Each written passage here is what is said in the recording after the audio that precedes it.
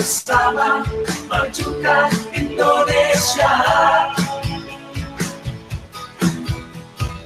Di Solo Jalimmu kuat, Muktamar satukan langkah, bersama cerahkan semesta. Sang surya seluruh beragama.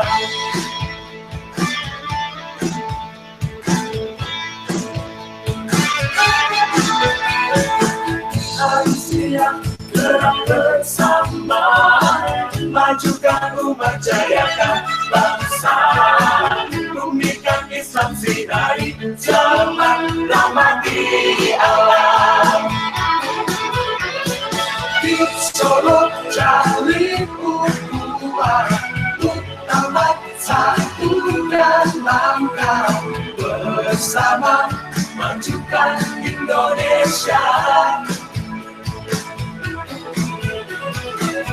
Solo Jalimmu kuat, Muktamar satukan langkah, bersama cerahkan semesta. Sang surya seluruh beragama.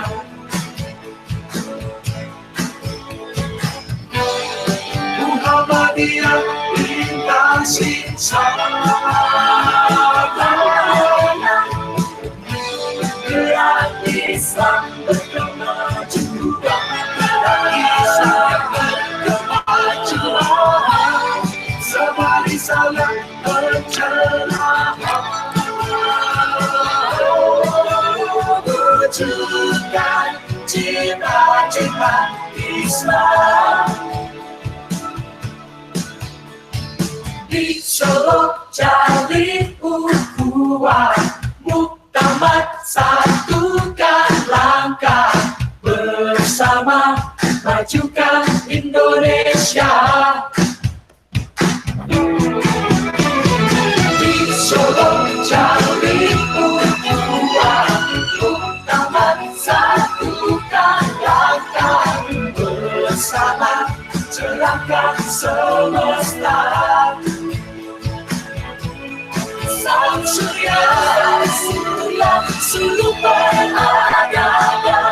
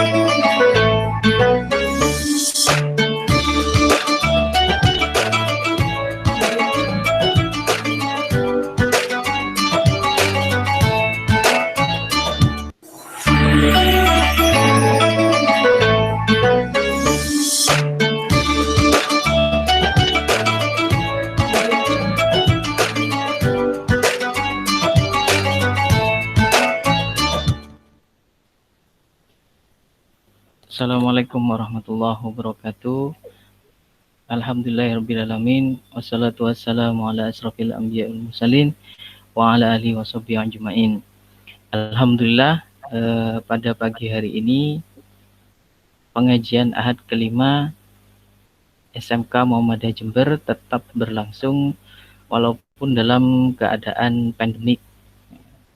Alhamdulillah hari ini sudah bergabung di tengah-tengah kita yang terhormat Ustadz Kusno, Ketua Pimpinan Daerah Muhammadiyah Jember, yang akan mengisi pengajian Ahad kelima SMK Muhammadiyah Jember pada pagi hari ini. Assalamualaikum warahmatullahi wabarakatuh, Ustadz. Ya, alhamdulillah. Bagaimana kabarnya hari ini, Ustadz? Barokah doa dari semuanya dalam keadaan sehat walafiat. Mudah-mudahan kita semua senantiasa dalam lindungan ridho ampunan Subhanahu wa taala. Alhamdulillah rabbil alamin. Pertama mari kita panjat puji syukur pada Allah Subhanahu wa taala karena kita masih bisa dipertemukan dalam keadaan sehat walafiat pada pagi hari ini. Yang kedua kalinya yaitu salawat dan salam mudah-mudahan tetap tercurah limpahkan pada junjungan kita Nabi Muhammad SAW yang kita tunggu syafaatnya di hari akhir nanti. Ustadz, ini pada momen-momen Idul Fitri tahun ini itu berbeda dengan Idul Fitri tahun-tahun sebelumnya. Ini kita akan bicara bagaimana refleksi Idul Fitri di tengah pandemi pada tahun ini. Kita lihat bahwa banyak sesuatu hal yang berbeda dengan tahun-tahun kemarin, seperti sekarang sholat di rumah saja, tidak datang ke masjid atau tempat ibadah, kemudian juga sholat Idul Fitri di rumah masing-masing. Setiap orang juga diajarkan atau belajar untuk khutbah di rumah masing-masing. Tapi yang lain bahkan ada atau banyak terjadi hal-hal yang harusnya memang dilakukan di rumah, tetapi masih ada yang melakukan sholat Idul Fitri itu di lapangan ataupun di masjid. Hari ini kita akan bicara bagaimana refleksi Idul Fitri di tengah pandemi, Ustadz. Monggo mungkin langsung dimulai, Ustadz, untuk tema pada pagi hari ini, yaitu refleksi Hari Raya Idul Fitri di tengah pandemi COVID-19. Monggo silakan, Ustadz Kusno. Ya, terima kasih. Assalamualaikum warahmatullahi wabarakatuh. Waalaikumsalam. Nabi Muhammadin Abdillah wa ala alihi wa ashabihi wa mawalah la khala wa la quwwata illa billah. Raditu billahi rabba wa bil islami dina wa bi Muhammadin nabi wa rasulullah. Bapak Ibu dan sekalian yang dirahmati Allah, alhamdulillah hari ini pekan ke-5 hari Ahad dari bulan Mei 2020. Allah, kita masih dalam pekan pertama bulan Syawal 1441 Hijriah. Maka selayaknya saya sampaikan taqabbalallah minna wa minkum. Mudah-mudahan Allah menerima segala amal yang kita kerjakan dan mengampuni dosa-dosa kita sehingga kita pantas untuk menjadi kelompok ja'alanallah wa iyyakum minal aidin wal faizin.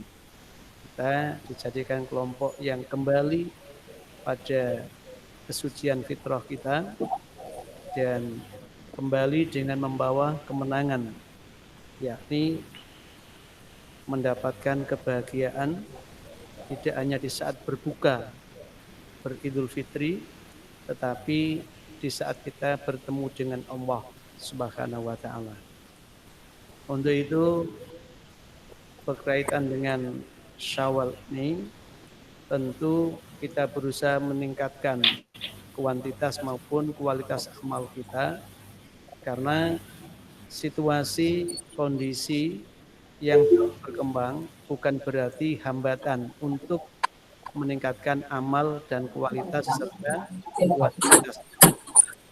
Jadi Rasulullah Shallallahu Alaihi Wasallam di dalam hadis riwayat Imam At-Tirmidzi bersumber dari sahabat Abu Dzar dan dari sahabat Mu'ad bin Jabal diceritakan bahwa Rasulullah Shallallahu Alaihi Wasallam beliau bersabda, "Ittaqillah haitsuma kunta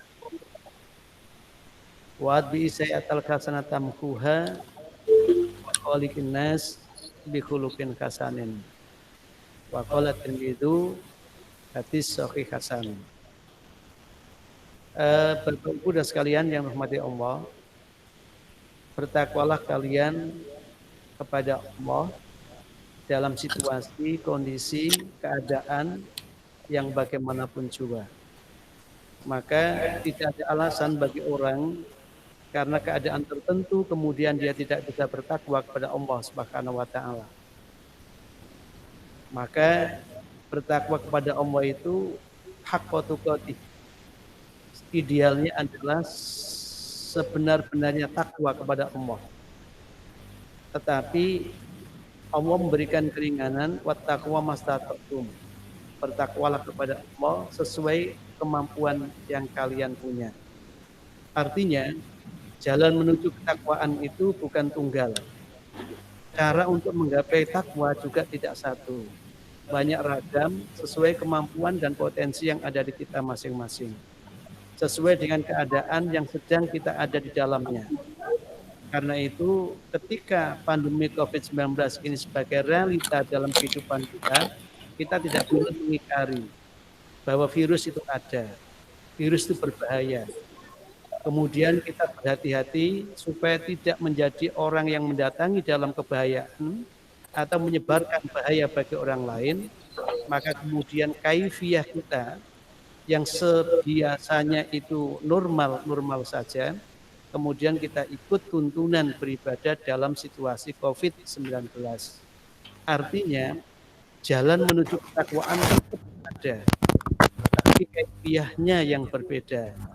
Nah, ini yang kadang-kala dipahami yang tidak benar oleh sebagian masyarakat sehingga kesannya seolah-olah kita itu sedang menutup masjid. Padahal tidak menutup masjid.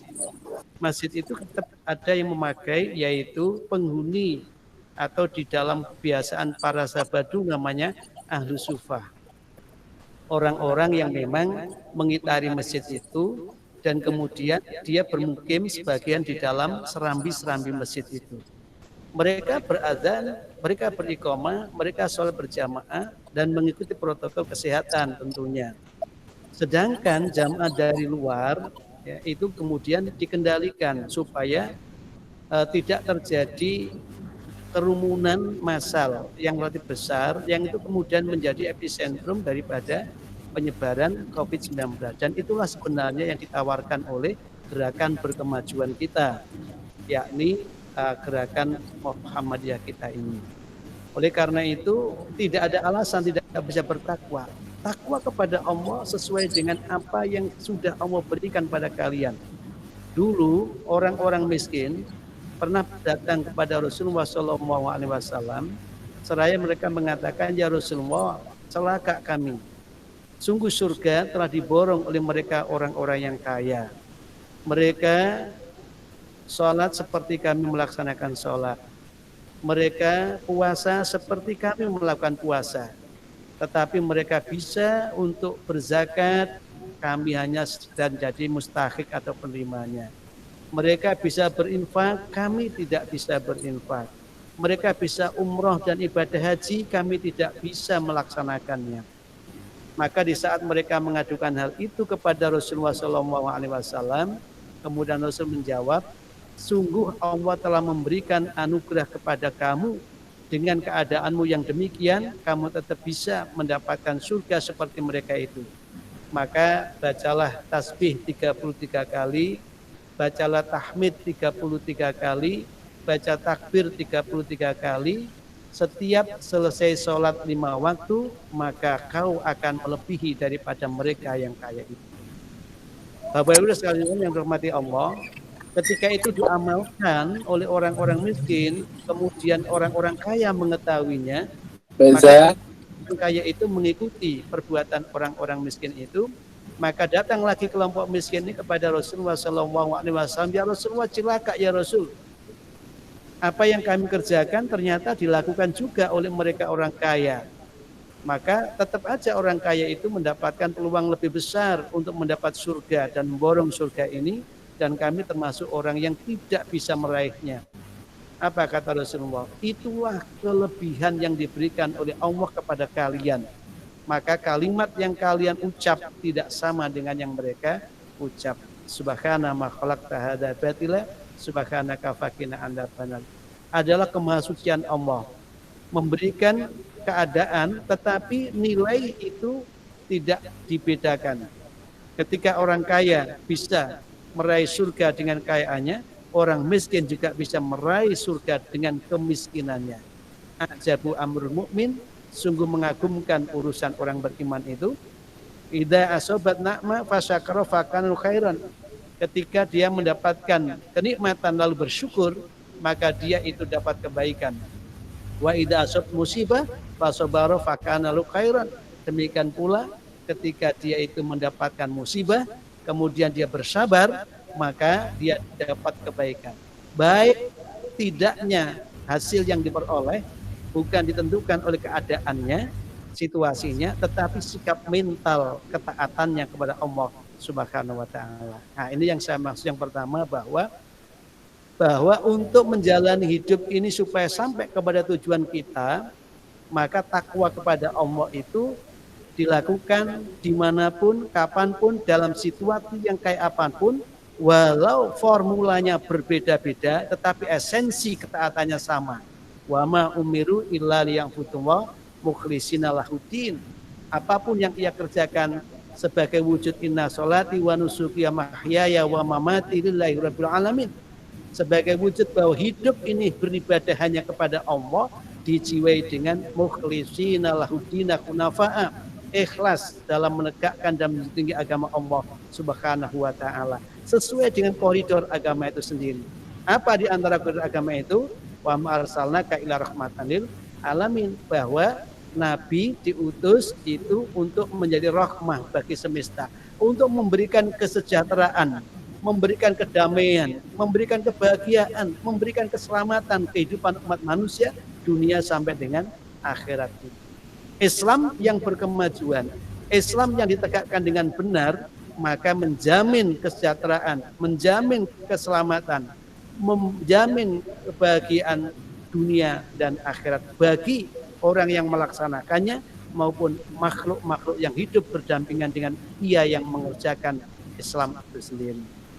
Karena itu kemudian kita dihimbau la darara wala dirar, jangan menjadi orang yang mendatangi bahaya dan juga jangan menjadi orang yang menyebarkan bahaya bagi orang lain. Kaum muslimin rahimakumullah, pemerintah saat ini sudah mewacanakan mengenai kehidupan yang new normal. Artinya apa? Ada upaya-upaya dari pemerintah untuk membuat formula, bentuk, kebiasaan, tata, perilaku dan nilai supaya masyarakat ini bisa hidup normal tetapi dalam situasi yang tidak normal. Artinya disadari dengan benar bahwa virus COVID-19 ini bukan sesuatu yang remeh-temeh, tetapi sesuatu yang betul-betul ada di hadapan kita dan harus disikapi dengan baik dan tepat. Kita sikapi dengan benar, termasuk bagaimana cara bertakwa kita kepada Allah Subhanahu wa taala. Oleh karena itu sekali lagi, jika ketakwaan itu tumbuh dalam jiwa, innama yakhshawan ibadil ulama, yang didasari dengan ilmu yang ia punya dan kemudian menumbuhkan rasa takut hanya kepada Allah.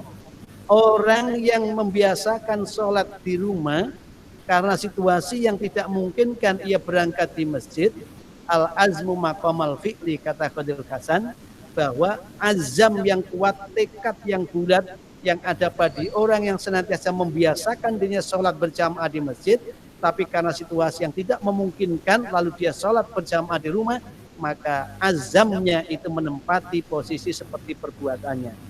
Sebagaimana ketika orang-orang sudah berniat kuat untuk melakukan perang fisabilillah, belum sampai tiba di medan Kurukshetra, medan peperangannya, di tengah jalan ia kemudian dipanggil oleh Allah, diwafatkan oleh Allah, maka dia telah dianggap dan mendapat nilai syahid fisabilillah di hadapan Allah Subhanahu wa taala. Insya Allah ini pedoman yang pertama. Bagaimana kita bisa melestarikan yang namanya nilai-nilai ketakwaan kita yang dibangun dari yang pertama keikhlasan. Yang kedua adalah bagaimana kemudian rabitu, kebersamaan itu muncul. Kebersamaan itu kokoh dalam jiwa kita. Syukur sampai menjelma takaful, rasa sepenanggungan, solidaritas. Tidak hanya satu barisan di dalam kehidupan berislam, tidak hanya satu barisan dalam kehidupan bermuhammadiyah, tetapi satu barisan di dalam kita mewujudkan Islam yang rahmatan lil alamin. Jangan ada di antara kita menjadi penyebar keburukan bagi orang lain. Yang kedua, wa bisatal hasanat tamkuha, dan segera ikuti keburukan perilakumu dengan perbuatan yang baik, supaya yang baik itu bisa untuk memberikan penghapusan terhadap yang jelek. Kaum muslimin rahimakumullah, yang kedua ini menjadi penting untuk kita jadikan spirit bahwa kita sadar ada kelemahan, ada kekurangan yang itu mungkin terjadi dalam kehidupan kita, disengaja atau tidak sengaja, yang kemudian membawa kita pada suatu keadaan, pada suatu kondisi, dan di saat kita dalam keadaan itu lalu ingat bahwa itu ada perbuatan yang keliru, maka ikuti dengan perbuatan yang benar. Kalau kita tahu itu perbuatan buruk, ikuti dengan perbuatan yang baik, tamkuha, maka kebaikan itu akan bisa untuk menghapus terhadap keburukan atau kekeliruan yang ada. Memang Rasulullah SAW dalam hadis yang berbeda menyatakan bahwa manusia itu punya dua kelemahan pokok. Yang pertama adalah lalai. Manusia gampang untuk lupa. Yang kedua, manusia gampang untuk keliru atau salah. Maka potensi ini harus didampingi dengan semangat untuk memperbaiki dan berbenah diri. Dalam bahasa biasa kita sebut muhasabah. Keberanian untuk menengok kembali apa yang telah dilakukan untuk menyongsong perbaikan apa yang hendak dicapai. Wal tandur nafsu ma qaddamat lighad. Katakanlah ketika Ramadan penuh, kemarin kita sudah bisa bagaimana di siang hari puasa kita kerjakan. Kemudian di malam hari kita bisa qiyamul Ramadan. Bahkan di saat 10 hari yang terakhir kita sedemikian intens untuk bisa taqarrub kepada Allah Subhanahu wa taala. Bahkan kita juga tutup amalia Ramadan itu dengan zakat al-fitri. Kita lakukan infak sedekah, kita kerjakan amal-amal soleh, tadarus Quran. Sedemikian hebatnya pada Ramadan itu. Tapi ketika keluar di bulan Ramadan, apakah kebaikan-kebaikan yang sudah kita kerjakan itu masih bisa kita kerjakan dengan lebih baik lagi? Karena memang tantangan di bulan Syawal tidak lebih ringan dari tantangan ketika bulan Ramadan. Demikian pula hari esok, tentu tantangannya akan lebih berat lagi daripada yang sudah kita lewati atau kita jalani ini. Karena itu menyadari kelemahan kekurangan melalui muhasabah, maka muncul muaqabah, keinginan untuk memacu diri, yang keliru, yang salah harus kita hukum, kita perbaiki, kita benahi. Kemudian yang baik itu kita muhasanakan, kita tingkatkan nilai kebajikannya. Kemudian itu semua mendorong kita untuk lebih jihadah, bersungguh-sungguh taqarruban mendekat pada Allah Subhanahu wa taala. Tidak ada manusia yang tidak punya kelemahan. Tidak ada manusia yang tidak pernah melakukan kekeliruan. Tidak ada manusia yang tidak pernah melakukan kesalahan. Tetapi sebaik daripada mereka adalah yang berani memperbaiki, kemudian mengikuti dengan perbaikan baik, perbuatan-perbuatan solih, tamhuha, maka kebaikannya itu akan bisa menghapusnya. Insya Allah, setiap dari amal oleh Rasulullah SAW disebutkan al-a'mal bi khawatimiha. Perbuatan kita ditentukan oleh ujung daripada amal kita. Oleh karena itu, wala tamutunna illa wa antum muslimun. Jaga diri jangan sampai kita lepas dari berserah diri kepada Allah di saat jelang saat akhir hidup dunia ini menuju kehidupan berikutnya. Maka kemudian itu sering di dalam kitab Majalis Surami disebutkan salah satu daripada makna id kemenangan adalah khurujud minad dunya bil iman. Orang yang mampu keluar dari kehidupan dunia menuju kehidupan berikutnya dalam keadaan beriman kepada Allah Subhanahu wa taala. Kaum muslimin rahimakumullah. Jadi yang kedua ini penting bahwa setiap dari kita ada potensi keliru salah, tetapi potensi keliru salah itu adalah merupakan sarana untuk kita berbenah.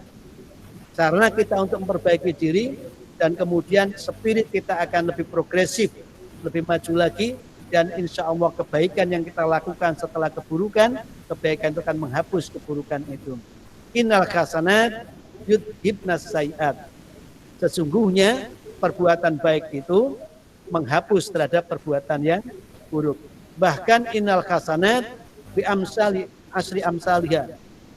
Sesungguhnya perbuatan baik itu diberi nilai oleh Allah 10 kali lipat dari kebaikan itu. Artinya, jikalau perbuatan baik itu betul-betul karena Allah, jika perbuatan baik dikerjakan dengan ikhlas, jika perbuatan baik itu kaifiahnya memang sesuai dengan yang contohkan Rasulullah, jika betul perbuatan baik itu ada semata ingin menggapai ridho Allah, maka perbuatan baik itu akan mendorong pelakunya untuk lebih baik dari hari ke hari, dari waktu ke waktu.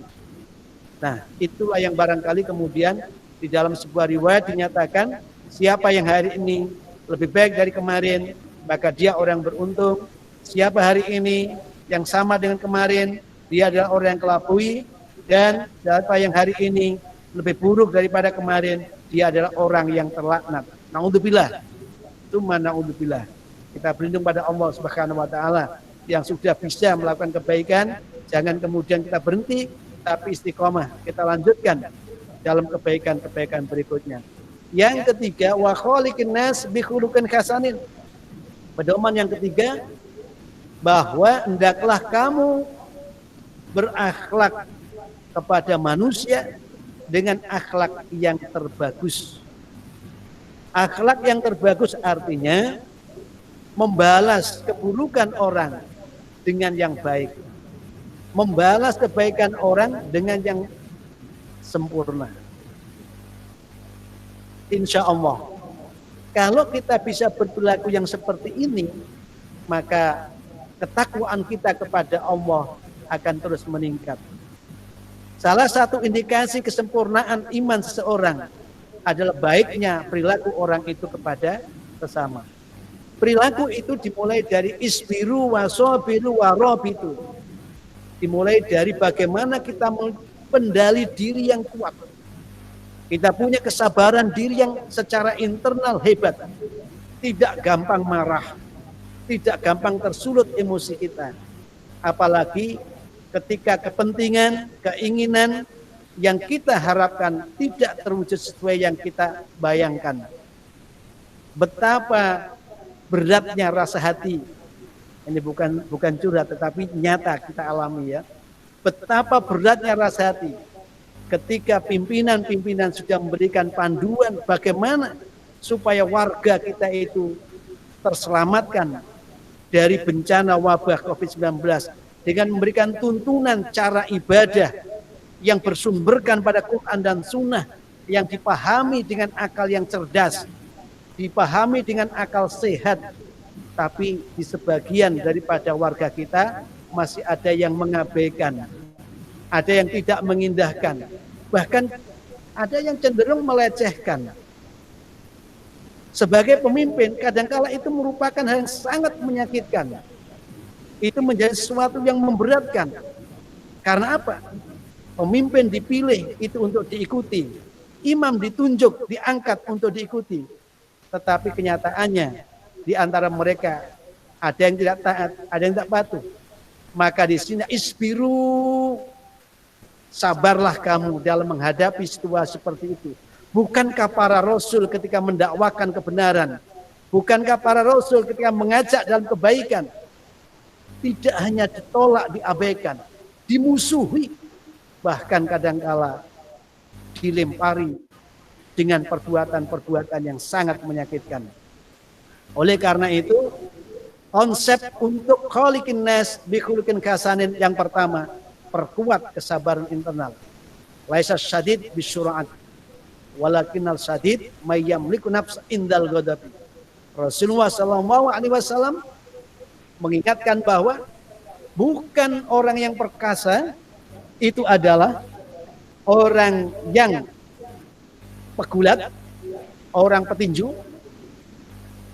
orang sumo, tetapi orang yang kuat itu adalah orang yang mampu mengendalikan dirinya di saat dia emosi. Oleh karena itu, puasa Ramadan hakikatnya adalah media yang diberikan Allah agar kita bertakwa melalui instrumen yang namanya kesabaran. As-somu nisfu sabri, wa sabru nisfu taqwa, wa taqwa hahuna asyara ila sabri. Puasa itu separuh kesabaran, kesabaran separuh dari ketakwaan, dan ketakwaan itu ada di sini. Seraya Rasul menunjuk pada dada beliau. Artinya israh, bagaimana dada itu menjadi lapang dengan kesabaran internal. Wasobiru, dan bersabarlah kalian di dalam menerima semua yang terjadi dalam kehidupan ini. Kaum muslimin rahimakumullah. Boleh jadi engkau ingin membahagiakan semua orang dengan apa yang kau punya. Tetapi Rasul mengatakan, la tas'aunan nas bi amwalikum. Sungguh kau tidak mampu untuk membahagiakan setiap orang dengan harta yang kau punya.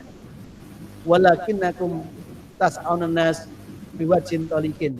Kau akan bisa membahagiakan mereka itu sekedar dengan wajah yang selalu ceria. Perwajahan kita yang tampil ajar, yang tampil apa itu ya? Ajar itu tampil menyenangkan, ya. Itu insya Allah ya menjadi bagian daripada khaliqin nas bi khuluqin hasan. Tetapi itu bisa terjadi jika manajemen kolbunya, hatinya tadi itu betul-betul bisa dikendalikan dari emosi amarahnya, ya, emosi marahnya itu. Maka kemudian warobi itu yang kedua, hendaklah dibangun kebersamaan, kepekaan, kepedulian satu dengan yang lain. Akhlak yang baik dengan sesama adalah saling memberi, walau hanya sekedar nasihat, menasihati. Tawasobil haq, tawasobil sabr. Ingatkan jika ada yang keliru, yang salah, supaya bisa dibenahi dan diperbaiki bersama. Beri bagi yang berkekurangan, dan utamanya hari-hari ini dan bulan-bulan ke depan kita dituntut lebih peka lagi. Kenapa? Karena dampak daripada COVID-19 ini tidak hanya masalah jaminan keamanan, keselamatan jiwa atau kehidupan seseorang, tetapi jaminan kecukupan kebutuhan hajat hidup orang juga harus ada. Karena itu kita punya MCC, kita punya divisi ketahanan ekonomi dan ketahanan pangan, dan kita kembangkan berbasis dengan masjid kita, sehingga masjid tidak hanya tempat untuk sholat, tetapi tempat yang bisa memberikan jaminan keselamatan dan kesejahteraan bagi mereka yang ada di sekitarnya, apalagi mereka yang sholat sehari-hari di dalamnya. Jangan ada jamaah-jamaah masjid kita, jangan ada jamaah-jamaah di ranting-ranting kita, di amal-amal usaha kita, kemudian mengalami kesulitan untuk memenuhi hajat hidup sehari-harinya. Tugas kita bersama adalah itu membangun kebersamaan supaya ada kepekaan, kepedulian satu dengan yang lain. Yang ketiga, tentu di dalam upaya kita berakhlak yang baik kepada sesama, wasyawirhum fil amri, Setiap urusan diskusikan, setiap urusan musyawarahkan. Insya Allah egoisme tidak akan muncul begitu kuat ketika kita sudah saling bisa memberikan input, memberikan masukan, dan sekaligus bisa menerima masukan dari pihak lain. Karena kesombongan dan kecongkakan adalah perbuatan menolak kebenaran yang datangnya dari siapapun dengan penuh kecongkakan. Bukankah iblis dilaknat oleh Allah Subhanahu wa taala karena dia menolak kebenaran dan dia menyombongkan diri atas penolakan kebenaran itu. Mudah-mudahan kita semua dijauhkan oleh Allah Subhanahu wa taala dari perilaku sombong dan congkak yang tidak mau menerima terhadap saran masukan orang lain. Tetapi ketika al-haqqu min rabbik fala takunanna minal mumtarin, ketika yang datang ada kebenaran yang bersumber dari Allah, yang bersumber dari Rasulullah, maka tidak ada lagi keraguan boleh tumbuh dalam jiwa kita, boleh untuk kembang di hati kita, boleh untuk terus menggerus pikiran kita. Sekali lagi, jika kebenaran datang dari Allah, datang dari Rasulnya, siapakah yang punya otoritas untuk menyatakan ini dari Allah dan dari Rasulnya? Adalah para ulama pemimpin kita yang sudah kita pilih, yang sudah kita sepakati dalam musyawarah. Jangan ada orang yang mengkhianati putusan daripada permusyawaratan itu, karena sungguh itu dosa yang amat sangat besar, bahkan bisa menggeluncirkan dia ke dalam status munafikun, dalam status orang yang munafik. Sedangkan orang munafik itu innal munafikina fid darkil asfali minan nar. Orang munafik itu berada di neraka yang paling bawah. Naudzubillah, semua naudzubillah. Kaum muslimin rahimakumullah. Jadi kalau kita bermusyawarah kemudian menemukan berbagai kesepakatan dengan mengorbankan egoisme kita masing-masing, maka sungguh hal yang demikian itu akan mengindahkan hubungan satu dengan yang lain. Wa khaliqin nas bi khuluqin hasanin. Itulah perilaku yang indah di dalam kehidupan bersama. Kaum muslimin rahimakumullah, saya kira ini sebagai pengantar, mungkin ada tanya jawab yang dipandu oleh Mas Andri, monggo.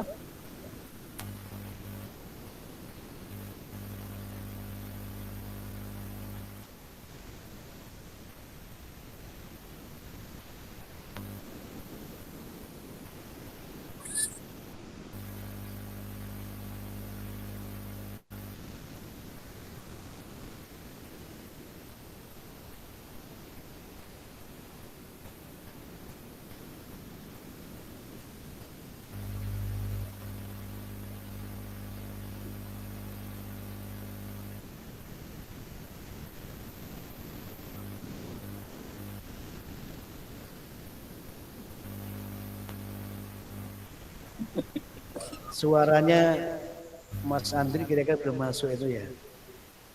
Mungkin ada yang mau dikomunikasikan, monggo. Ustaz. Monggo. Ya, Assalamualaikum warahmatullahi wabarakatuh. Waalaikumsalam. Sebelumnya mengucapkan taqabbalallahu minna minkum minal faizin wal faizin. Mohon maaf lahir dan batin, Ustaz. Sama-sama. Ini saya mau tanya kaitannya dengan zakat. Jadi selama COVID ini kan sangat berpengaruh terhadap ekonomi warga, kira-kira seperti itu. Jadi yang katakanlah banyak di antara warga ini mereka berharap untuk mendapat bantuan. Termasuk juga kaitannya dengan zakat. Artinya secara ekonomi mereka ini layak mendapat zakat. Tetapi di satu sisi dia juga berzakat itu. Kira-kira hukumnya itu gimana, Ustaz? Terima kasih. Assalamualaikum warahmatullahi wabarakatuh. Waalaikumsalam warahmatullahi wabarakatuh. Oke, langsung ya kita jawab ya. terkait dengan zakat itu ada dua macam, ada zakatul fitri, ada zakatul amwal. Ada zakat fitrah yang terkait dengan tuhratan lis-shaim anillahi wa rafasi wa tu'matan lil masakin. Yakni zakat makanan yang dikeluarkan pada saat akhir Ramadan yang tujuannya adalah untuk mensucikan dan membersihkan orang yang berpuasa tadi dari perbuatan sia-sia dan tutur kata yang tidak bagus, dan untuk memberikan makan kepada orang-orang miskin. Nah, konteks inilah yang kemudian dicari, siapa orang miskin itu? Maka orang miskin itu adalah orang yang tidak mampu memenuhi kebutuhan sehari-harinya. Ya, orang yang tidak mampu memenuhi kebutuhan sehari-harinya. Yang dimaksud kebutuhan sehari-harinya kebutuhan pokoknya. Sehingga dalam beberapa pandangan Imam Mazhab itu, orang miskin itu adalah orang yang untuk makan hari ini aja dia tidak berkecukupan. Nah, sedangkan orang yang kaya, dianggap kaya, itu atau disetarakan dengan orang kaya adalah ketika hari ini dia mampu memenuhi kecukupannya dan hari esoknya. Jadi kalau hari ini dan hari esok dia itu mampu memiliki makanan yang bisa digunakan untuk mencukupi kebutuhan sehari itu, hari ini dan hari esok, maka dia masuk kategori orang yang agnian dalam pengertian zakatul fitri. Maka ketika katakanlah hari akhir Ramadan, kemarin itu hari Sabtu ya, hari Sabtu, sebelum hari Sabtu itu dia mendapatkan banyak penerimaan, apakah itu penerimaan dari zakatul fitri, apakah penerimaan dari infak sedekah, atau penerimaan dari zakatul amwal, yang kemudian membawa orang itu pada akhir Ramadan tanggal 30 kemarin itu, kemudian dia memiliki kecukupan makan, lalu sampai dengan satu hari berikutnya, yakni pada Idul Fitrinya, itu dia juga cukup, maka dalam kaidah fikihnya dia sudah agniya yang berkewajiban mengeluarkan zakatul fitri. Nah, itu kalau konteksnya ada zakatul fitri. Nah, jadi orang menerima zakat kemudian jadi mampu, dia mengeluarkan zakat itu boleh, ya, nggak ada masalah. Nah, jadi itu kaitannya dengan zakatul fitri. Nah, andaikan dia itu kemudian tidak mengeluarkan, karena apa? Karena ternyata walaupun sudah mendapatkan dari beberapa bagian tadi itu, kenyataannya dia adalah orang yang juga miskin di tempat itu, kemudian dia tidak mengeluarkan, itu juga tidak apa-apa. Ya, jadi karena standar daripada kemiskinan tadi itu relatif, kemudian akan berkembang pemahaman yang juga relatif, maka kalau saya lebih cenderung jika dia pada hari itu dan hari berikutnya itu berkecukupan, walaupun pada awalnya dia menjadi orang yang tak punya, maka dia keluarin aja zakatul fitrinya itu. Kemudian setelah mengeluarkan, kok dia nerima karena setelah dilihat dari masyarakatnya, ternyata dia juga orang yang tetap miskin. Ya sudah, itu namanya barokah. Ya, barokah. Nah, berbeda dengan zakatul amwal. Karena zakatul amwal itu menunggu kaulan, menunggu 1 tahun. Selain daripada zakat tanaman. Karena tanaman itu tidak nunggu tahun, tetapi langsung yaumah kasodi. Begitu hari memetik, nah dia mengeluarkan zakatnya. Yang tahunan ini, begitu mau menjelang 1 tahun, ternyata bangkrut. Habis kekayaannya, maka dia tidak kena kewajiban zakat. Maka kadang-kala ada orang yang gak nakal itu ya. Begitu mau menjelang 1 tahun, hartanya 1 nisab, dikurangi dulu. Supaya gak genep. Kemudian dia tidak mengeluarkan zakat. Itu namanya wa may yafqal fa innama yafqalu ala nafsi. Siapa yang bakhil, dia bakhil pada dirinya sendiri. Dia tahu kalau dia itu bakhil, walaupun orang lain tidak tahu. Ya, nah, inilah nurani tidak bisa dibohongi ya, karena memang dia selalu terkait dengan keutamaan yang sifatnya ilahiyat, ketuhanan. Ya, gitu Pak Budi nggih. Nggih. Matur nuwun.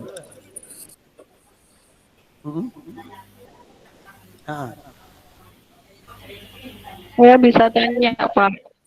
Ya, Nggih, monggo Bu Susi. monggo. Assalamualaikum warahmatullahi wabarakatuh. Waalaikumsalam. Ini Pak Ustadz, Oke. untuk Susi. menghadapi, Oke. Untuk menghadapi yang digaungkan tentang new normal. Nah, bagaimana langkah kita di Muhammadiyah untuk menyikapi new normal ini, terutama tentang kembali ke masjid untuk beribadah dan meramaikan masjid. Terima kasih. Assalamualaikum warahmatullahi wabarakatuh. Waalaikumsalam warahmatullahi wabarakatuh. Bu Susi Wahyuning Asih. Tulisannya gitu ya di layar. Begini, sampai dengan hari ini pimpinan pusat Muhammadiyah belum menerbitkan tuntunan baru. Yang kita pakai masih tuntunan ibadah dalam darurat COVID-19. Artinya apa? Muhammadiyah masih meminta kepada pemerintah supaya ada kajian yang mendalam dan menyeluruh terkait dengan kebijakan new normal life itu. Kenapa? Karena sampai dengan saat ini yang namanya kurva peningkatan kasus itu masih naik dan tajam kenaikannya itu. Sedangkan kita memulainya 3 atau 4 bulan yang lalu dengan kehati-hatian supaya bisa terkendali proses penyebaran COVID ini, maka kemudian pimpinan pusat membuat tuntunan ibadah yang tidak, sekali lagi, yang tidak melanggar terhadap ajaran yang ada dalam Quran dan Sunnah, tetapi terbingkai berdasarkan hadis, berdasarkan Quran, berdasar maqasid syariat, tujuan disyariatkannya agama. Kemudian pimpinan pusat memberikan arah bahwa supaya kita satu barisan di dalam berislam melalui putusan pimpinan di dalam beribadah. Ya, apa itu? Kita dianjurkan, diminta untuk sholat berjamaahnya dikerjakan di rumah. Bahkan sholat Jum'ah yang melibatkan banyak orang dikerjakan di rumah dengan mengganti sholat zuhur. Ya, jadi sholat Jum'ahnya diganti jamaah di rumah dengan sholat zuhur. Kecuali kalau di rumah itu memungkinkan untuk dilakukan sholat Jum'ah bersama dengan keluarga. Nah, jadi ketika sekarang ini ada kebijakan pemerintah terkait dengan new normal life dan itu akan diterapkan pada 1 Juni, di Muhammadiyah belum mengambil kebijakan itu. Tetapi pimpinan pusat insya Allah sedang merumuskan supaya apa yang dilakukan Muhammadiyah itu juga tidak bertabrakan dengan kebijakan pemerintah. Karena bagaimanapun Muhammadiyah pada hakikatnya selalu bekerja sama dengan pemerintah. Nah, sekali lagi terkait dengan new normal life ini, kita tunggu bagaimana putusan daripada PP, karena kita taat pada putusan pimpinan kita. Tetapi sekali lagi, kalau protokol kesehatan mengenai COVID-19 itu tetap harus dilaksanakan. Ya, harus dilaksanakan. Standar WHO itu harus kita laksanakan. Ya, supaya kita tidak secara ilmu itu disalahkan. Ya, secara ilmu disalahkan. Ya walaupun sudah berusaha tetapi kenyataannya misalkan terjadi ya musibah itu, nah itu barulah kita alladzi qaddara fahada. Ya memang Allah itu sudah memberikan takdir dan membimbing orang untuk menuju takdirnya. Ya. Tapi sepanjang ilmu mengatakan dan kita mengikuti ilmu yang kita punya, insya Allah kita tidak menjadi tercela di dalam hidup kita akibat melanggar pengetahuan yang kita punya tadi itu. Jadi sampai dengan hari ini kita masih mengikuti tuntunan ibadah darurat COVID-19 yang ditetapkan oleh pimpinan pusat pada tanggal 24 Maret yang lalu. Oke, untuk Bu Susi nggih. Oke. Jadi masjid kita sebenarnya bukan kok ditutup atau dibuka. Jadi masjid itu memang tetap ada orang yang mengumandangkan azan, ada orang yang iqamah, ada orang yang sholat di dalamnya. Tetapi itu ada ahli sufah, ahli-ahli masjidnya itu secara internal. Dengan kita yang agak jauh dari masjid itu, kita tetap sholat berada di rumah. Oke, Bu. Terima kasih Pak. Cek. Oke.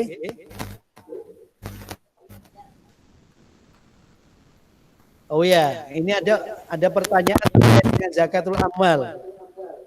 Zakat amal itu apakah boleh dibayarkan sebelum jatuh tempo? Kalau tadi orang mengelak tidak membayar zakat amal dengan cara mengurangkan hartanya sebelum jatuh tempo. Ya, entah itu diberikan kepada orang lain atau kemudian digunakan apa gitu supaya tidak masuk ke nisab. Nah, yang berikutnya ditanyakan ini, apa boleh membayar zakatul amal sebelum jatuh tempo? Karena apa? Pendapatan yang diperoleh sudah bisa untuk dihitung selama 1 tahun. Contohnya pendapatan profesi, gaji pegawai misalkan. Ya, jadi itu ada beberapa pandangan ulama bahwa yang pertama mengatakan ketika belum 1 tahun maka belum masuk kategori wajib zakat.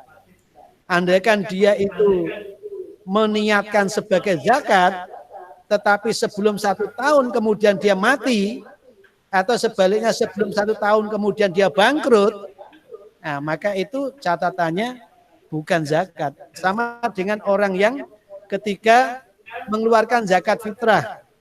Zakat al-fitri itu wajibnya adalah akhir Ramadan sampai dengan sebelum sholat Id.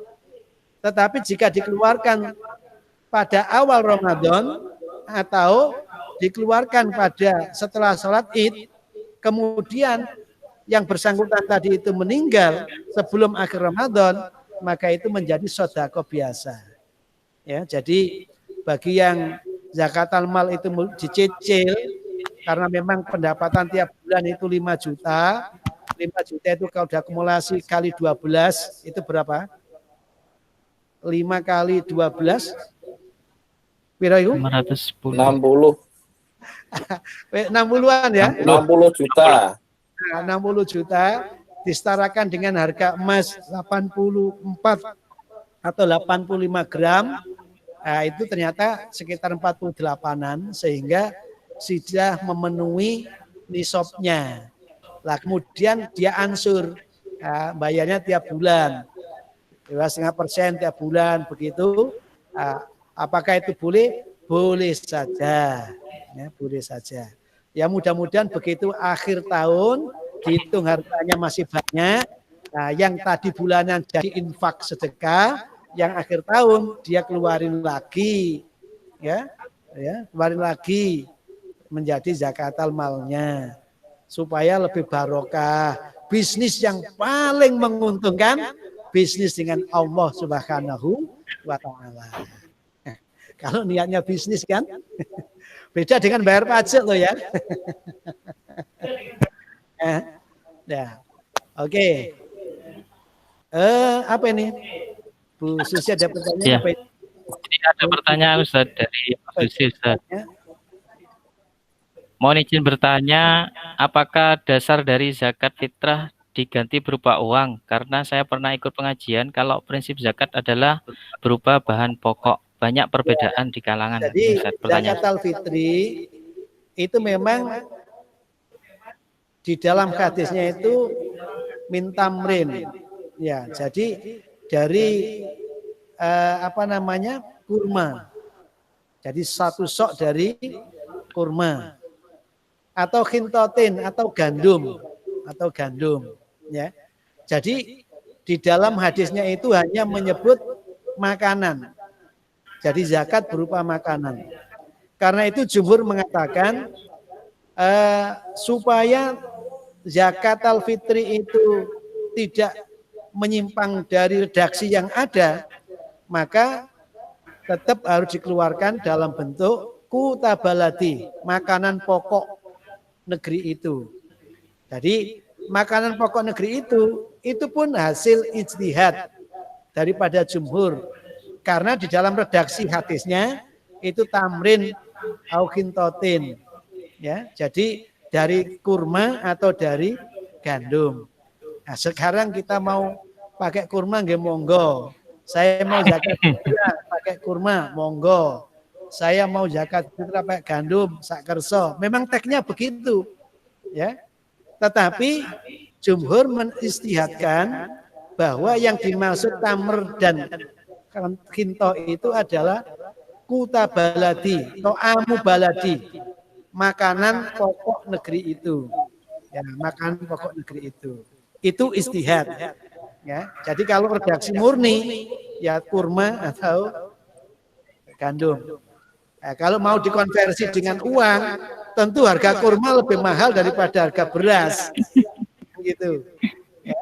Nah, oleh karena itu, di dalam hal yang kaitannya dengan teknik ini, maka istihad daripada Imam Ahmad yang membolehkan adanya pertukaran zakat berupa harga senilai bahan pokok tadi itu.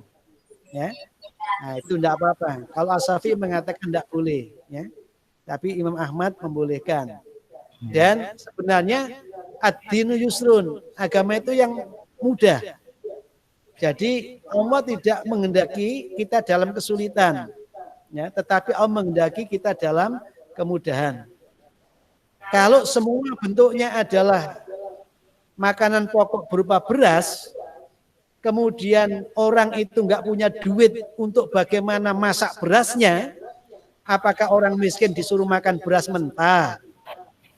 Ketika dia tidak punya apa-apa pada akhir Ramadan itu, padahal tu'matan lil masakin, dimakan kepada orang miskin. Nah, oleh karena itu tidak mengapa mengubah dari bahan pokok tadi menjadi yang setara atau senilai dengan harga bahan pokok itu.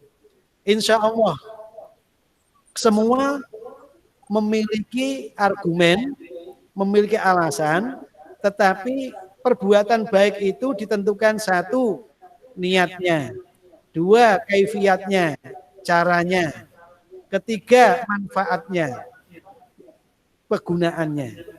Nah, oleh karena itu kalau pada akhirnya seperti beras yang dijadikan itu kemudian dijual lagi oleh penerimanya, yang padahal harga jualnya lebih murah daripada harga ketika seseorang tadi mengeluarkan zakat disetarakan harga beras. Nah, saya kira ada masalah di sini. Nah, oleh karena itu bagi yang mengganti dengan uang tidak ada masalah. Sepanjang memang bahan pokok itu tersedia. Ya. Khawatirnya begini, begitu semua mengatakan boleh, nggak perlu, akhirnya nggak perlu, akhirnya berasnya nggak ada. Yang ada cuman uang semua. Emangnya kita mau makan uang? Ya, jadi insya Allah ya tergantung pada masalahnya ya. Karena itu istihati. Oke, Bu Susing ya. Okay. Untuk zakat profesi Apakah termasuk zakat mal? Zakat mal. Zakat profesi itu sebenarnya hanya istilah saja. Ya. Hanya istilah. Profesi itu kan pekerjaan yang menghasilkan kesejahteraan. Ya. Jadi perbuatan pekerjaan yang dijadikan sebagai sumber penghasilan yang menjamin kesejahteraan itu biasa dimaknai sebagai profesi. Tidak ada zakat, sekali lagi tidak ada zakat terhadap pekerjaan. Yang ada zakat hasil pekerjaan.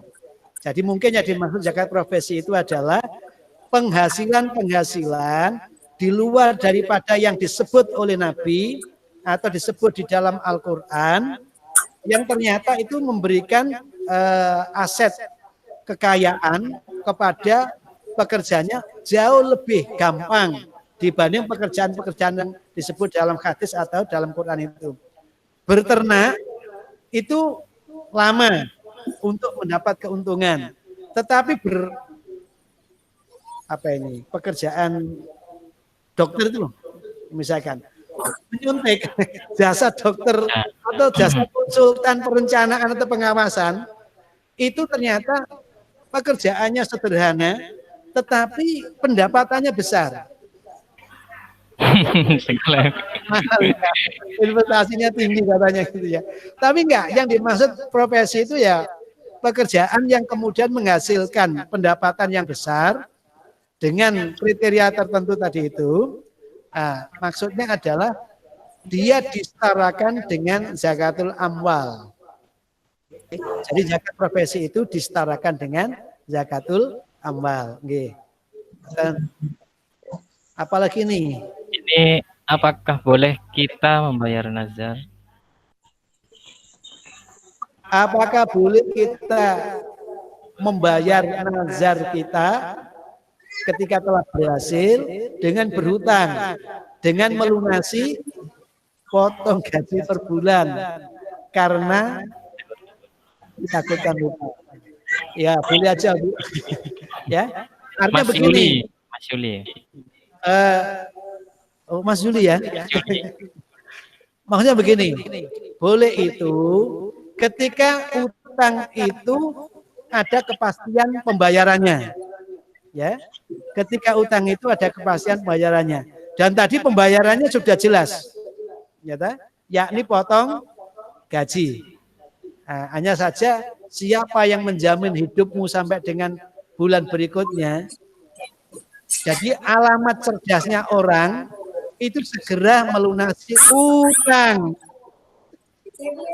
Karena dari itu bagian daripada utang yang harus segera dilunasi. Oke, ya. Napa malih? Assalamualaikum warahmatullahi wabarakatuh. Oke, monggo Mas Diki. Ya, ini Pak Ustadz, saya mau tanya tentang mencari uang secara online dalam informatika. Sekarang ini kan lagi boomingnya mencari uang di internet karena adanya corona. Contoh kecil tadi kita mencari uang, kita membeli saham dan menjual saham. Kita membeli ketika rendah, kita menjualnya ketika tinggi. Apakah itu termasuk dengan riba atau tidak? Haram atau bagaimana penjelasannya? Karena trading sekarang ada yang trading berbasis syariah. Jadi saya juga bingung. Ada yang bilang trading itu haram, ada yang bilang trading itu boleh. Dan hasilnya itu apakah riba atau tidak? Kalau untuk sistem yang sekarang, kita seperti kita membeli emas ketika harga emas itu murah dan menjualnya ketika harga emas tinggi. Tapi di dalam online kan tidak berwujud. Gimana? Jawabannya Ustaz. Terima kasih. Terima kasih Pak Diki ya.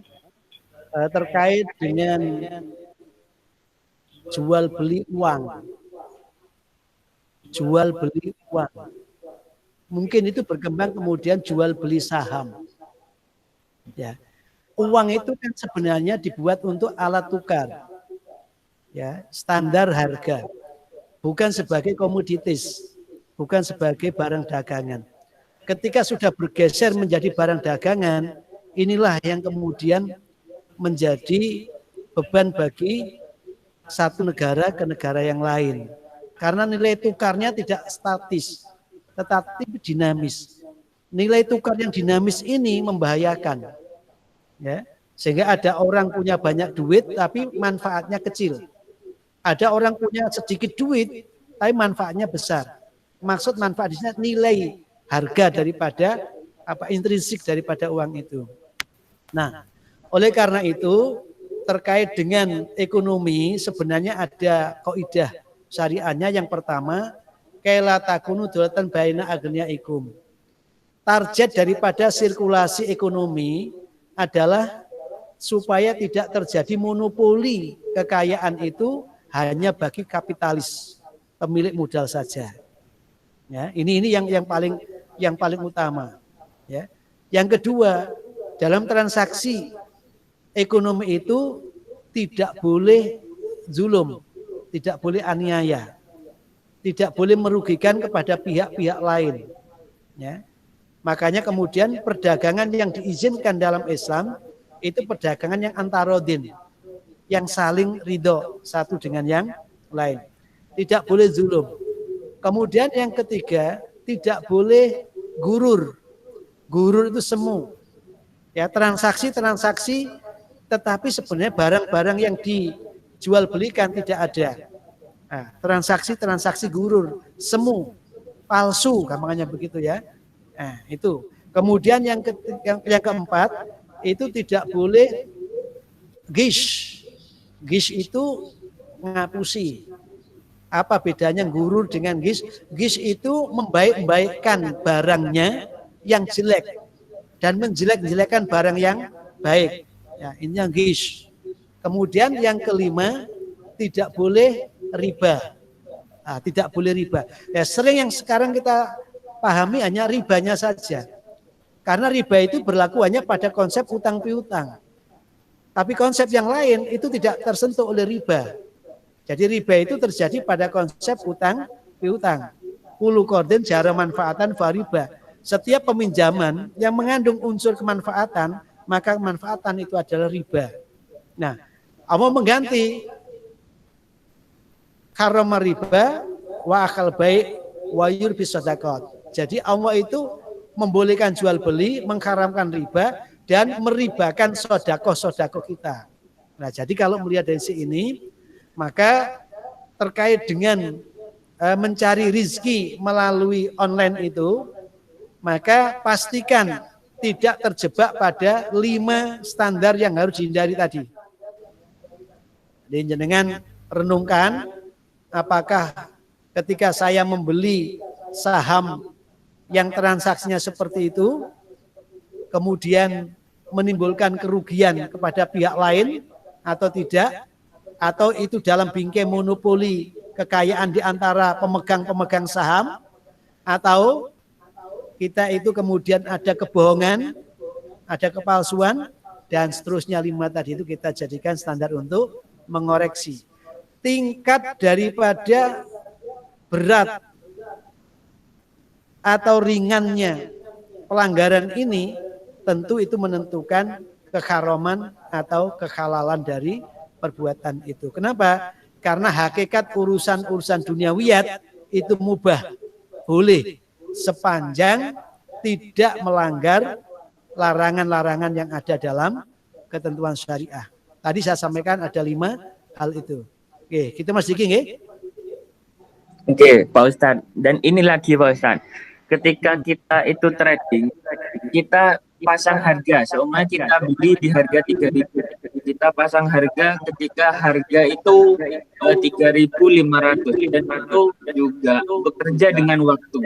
Apakah itu termasuk judi, Pak Ustadz? Terima kasih. Ya, kalau dimaknai maisir sebagai gambling atau qamar sebagai perjudian, kita bisa merasakan kan, sebenarnya kalau kita jujur ya, uang yang kita biarin, kemudian uang itu tidak bergerak, tetapi mendatangkan hasil, Itu kan seperti orang zaman takhayul dulu kan koyok wong ngobutuyul gitu ya. Ya. Nah, oleh karena itu saya lebih cenderung bagaimana terkait dengan yang jenengan sampaikan tadi itu ada kemungkinan gamblingnya, ya, maisirnya. Karena itu ada kemungkinan, maka lebih baik untuk ditinggalkan. Ya, lebih baik untuk ditinggalkan. Itu Mas Diki ya. Oke, Pak Ustadz. Yang kurang untuk penjelasannya untuk trading syariahnya. Ya. Terima kasih. Jadi inti syariat tadi kan normanya itu ada 5 tadi itu yang disebutkan itu ya. Jadi semua perbuatan yang berbau muamalah duniawiyat itu boleh sepanjang tidak melanggar larangan. Nah, larangannya sudah saya sampaikan tadi. Ya, ditambah satu lagi yang jenengan tambahkan gambling tadi, maisir, untung-untungan itu bagian daripada larangan. Ya. Oke, terima kasih Pak Ustadz untuk jawabannya. Nggih, matur nuwun. Assalamualaikum warahmatullahi wabarakatuh. Waalaikumsalam warahmatullahi wabarakatuh. Ada lagi? Monggo, Bu Nurul. Oke. Baca Quran apa?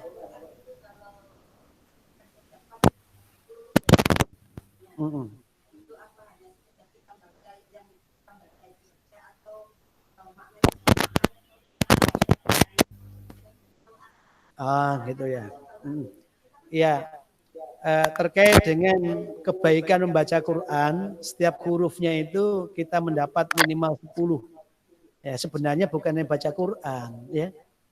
Innal hasanat biasa amsalihah. Semua perbuatan baik itu dilipat gandakan oleh Allah minimal 10 kali. Termasuk puasa Syawal. Ya, puasa Syawal ini ya bagi yang nyawal. Oh sudah selesai ya. Bagi yang belum masih banyak waktunya enggak ya. Nah jadi apakah orang yang baca Quran mendapat 10 kebaikan tiap hurufnya itu harus seperti bacaannya orang Arab, di mana orang Arab itu ketika membaca dalika itu dia ngerti maksudnya itu. Sedangkan kita dalika orang ngerti apa-apa. Ya. Apakah sama? Ya, tentu nilai-nilai itu yang tahu persis Allah. Ya, yang tahu persis Allah. Tetapi dari hadisnya memang jelas. Jadi di situ ikra bacalah. Lah membaca itu membunyikan terhadap huruf-huruf yang ada itu. Sehingga ketika kita mengucap alif lam mim. Alif lam mim itu walaupun orang Arab ya nggak ngerti karepe apa. Apalagi orang Indonesia. Ya.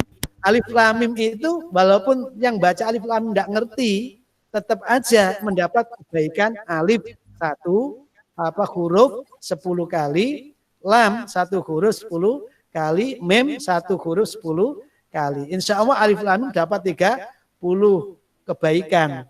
Jadi perintah faqra'u ma tayassara minal Qur'an, baca apa yang mudah bagimu dari bacaan Quran itu, maka artinya yang membaca huruf-huruf itu. Tidak harus mengerti, tidak harus memahami. Tetapi nanti ada faedah qara'al Quran, fattabi Qur'ana. Apabila kau sudah baca Quran, ikuti bacaannya. Nah, di bacaannya itu diikuti. Ya diikuti bunyinya, ya diikuti karepnya. Oke. Ya, cukup? Cukup. Halo?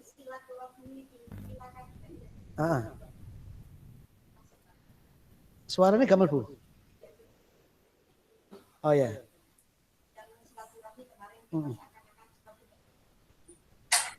Oh, ya, ya memang antara keadaan sekali lagi al-hukm yaduru ma'ilati adaman awujudan. Islam itu memberikan ranah bahwa penerapan hukum itu sesuai dengan ilat yang menyertai. Jadi ketika ilatnya itu ada, maka hukum itu berlaku. Ya. Tetapi ketika ilatnya enggak ada, maka hukum itu menjadi tidak berlaku. Contoh sederhana, kemarin itu kan atas himbauan dari semua pihak, kita itu budaya syawalan, begitu selesai sholat id, umumnya itu kan silaturahim. Sebenarnya bukan silaturahim tidak diperkenankan, bukan perkara rumah kemudian menutup tamu, tidak. Tetapi sebenarnya adalah terletak kepada cara silaturahimnya itu yang kemudian dibentuk, dibuat dengan cara baru. Nah itulah membutuhkan kecerdasan, membutuhkan akal yang sehat. Kalau akalnya nggak sehat, dituabrakno kabeh. Sehingga semua makna jadi tekstualis. Ya. Jadi ketika Quran mengatakan apabila kamu mau masuk rumah saudaramu, kemudian bersalamlah, apabila dia tidak menjawab dan apabila kamu tidak diperkenankan masuk, maka pulanglah. Itulah etika dalam Quran. Ya.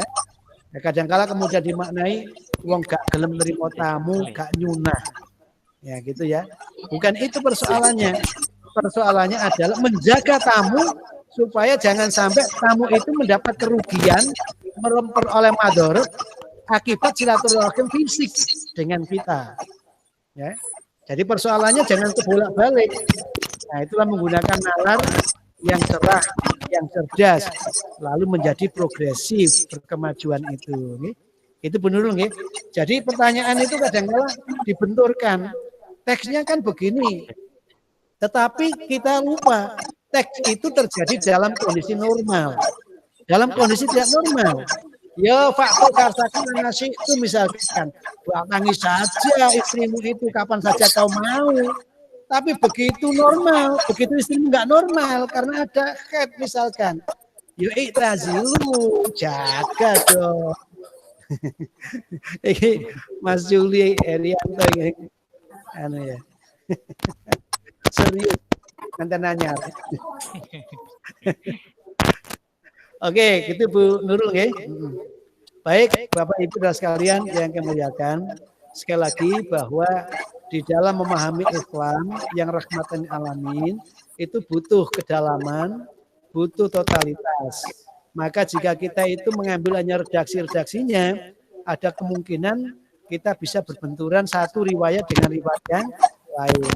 Tapi sekali lagi, maqasid syariah sudah jelas menjaga kehidupan, keamanan hidupnya seseorang itu wajib dan mutlak. Barang siapa memberikan kesempatan hidup pada seseorang, maka seolah ia telah memberikan kesempatan hidup pada seluruh manusia. Barang siapa yang membuat jalan kematian seseorang, maka dia seolah telah membuat kematian seluruh umat manusia. Kita penyebar rahmah, pengikut Kanjeng Nabi Muhammad sallallahu alaihi wasallam yang wa ma arsalnaka illa rahmatan lil alamin melalui wa innaka la ala khuluqin adzim. Jaga ketakwaan, ikuti perbuatan buruk dengan yang baik supaya terhapus keburukannya, dan yang ketiga berakhlak yang bagus kepada setiap manusia. Terima kasih. Kurang lebihnya mohon maaf. Dan wa yakum nasrun min qarib. Assalamualaikum warahmatullahi wabarakatuh. Terima kasih Ustadz Kusno untuk pengajian ahad kelima pada pagi hari ini. Mudah-mudahan untuk pertemuan berikutnya dan setiap harinya kita diberikan kesehatan oleh Allah Subhanahu wa taala, dan mudah-mudahan negeri kita Indonesia ini nantinya terbebas dari COVID-19. Jangan lupa di rumah untuk Bapak Ibu tetap menggunakan protokol kesehatan apabila bepergian dan juga menjaga kebersihan. Nasrun minallah fatun qarib. Terima kasih. Wassalamualaikum warahmatullahi wabarakatuh.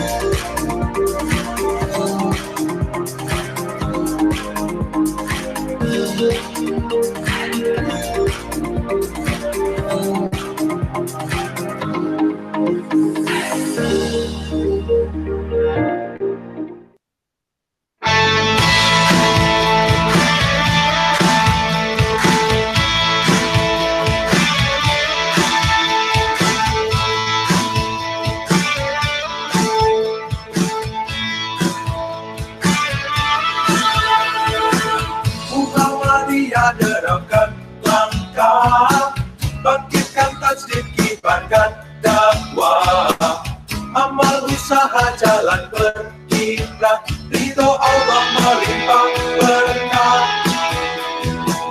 Muhammadiyah teguhkan asa, majukan umat, jayakan bangsa, bumikan Islam sinari zaman, rahmati Allah. Di Solo cari ukhuwah, muktamar satukan langkah, bersama majukan Indonesia. Di Solo cari ukhuwah, muktamar satukan langkah, bersama cerahkan semesta. Salam surya, seluruh beragama.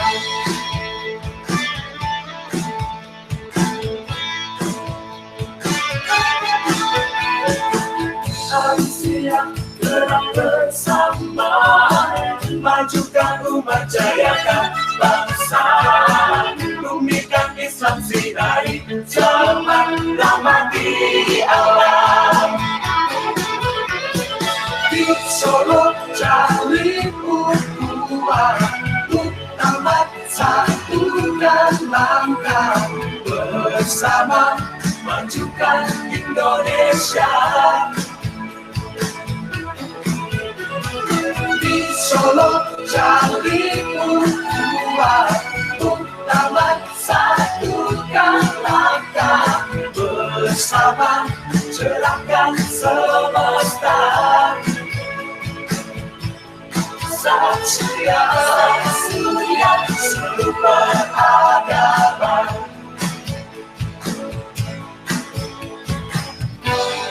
Muhammadiyah bintang sinsana, gerak Islam berkemajuan, gerak Islam berkemajuan, semari salam pencerahan, wujudkan cita-cita Islam. Di Solo cari ukhuwah, muktamar satukan langkah, bersama majukan Indonesia.